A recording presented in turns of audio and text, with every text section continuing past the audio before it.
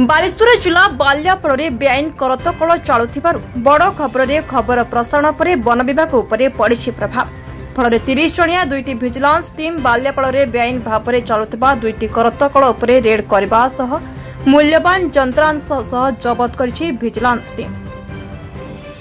तेबे सूचनार प्रकाश बालेश्वर जिला बाल्यापड़ थाना अंचल में दुईटी बेआईन करतकल उपरे वन विभाग एवं विजिलेंस टीम्र मिलित चढ़ाऊ बाल्यापड़ थाना अंतर्गत विभिन्न अंचल में अनेक बेआईन करतकल चलुथिबा नेई बारंबार वन विभाग निकट में अभियोग होई आसुथिबा बेले आज सकाळे कटक विजिलेंस लंगड़ेश्वर वन विभाग एवं बाल्यापड़ पुलिस एक 30 जणिया टीम दांतुणीदा एवं पंचुरिखी ग्राम में थिबा दुईटी बेआईन करतकल उपरे चढ़ाऊ करथिले।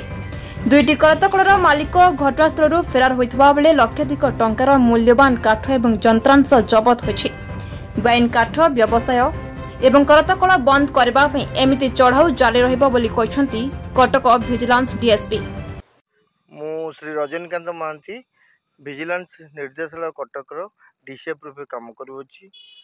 आज विश्वसूत्र खबर पाई कि बालियापाल अंचल में दुईटी बेआईन करतकल चलुवार खबर पाई विजिलेंस डायरेक्टर बा निर्देशक कटक एवं फील्ड डायरेक्टर शिमिलीपाल निर्देशक तांकर निर्देश अनुसार एटी गोटे मिलित चढ़ऊ होची।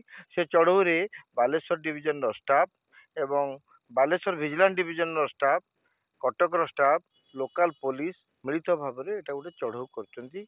ये चढ़ऊ ये जो मिल गुड़िक लाइसेंस नहीं बेआईन करतकल चलुची तेणु से लोकाल सब जिते कंचा काट काटिकी सब बेपार कर स्मगलिंग कर तेणु से विरुद्ध में कार्यानुष्ठान ग्रहण कराई विजिलेंस तरफ। एथिरे बालेश्वर लोकल बालेश्वर जो वाइल्ड लाइफ डिविजन अच्छी स्टाफ मैंने भी आसी सहयोग कर यंत्रांश एवं काठ गुड़िक सब सीज होची एवं जार मूल्य आकलन कले प्राय 6-7 लाख टंका ऊर्ध्व हम।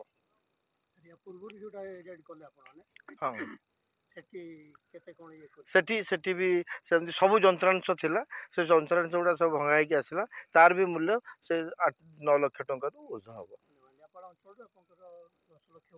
10-2टा जाक मिसिले हाराहारी 10-12 लाख टंका ऊपर ऊर्ध्व हम। आम टीम ये तो कहली vigilance director Cuttack Similipal director DF आसर Baleswar division staff local police ये मिसिले प्राय 20-30 जन भाया हे 2टा टीम कराई 15-15 जन 2टा मिले करतकल चढ़ऊ कर। बालेश्वर जिला बाल्यापड़ू ज्योतिरंजन पट्टायत रिपोर्ट बी न्यूज।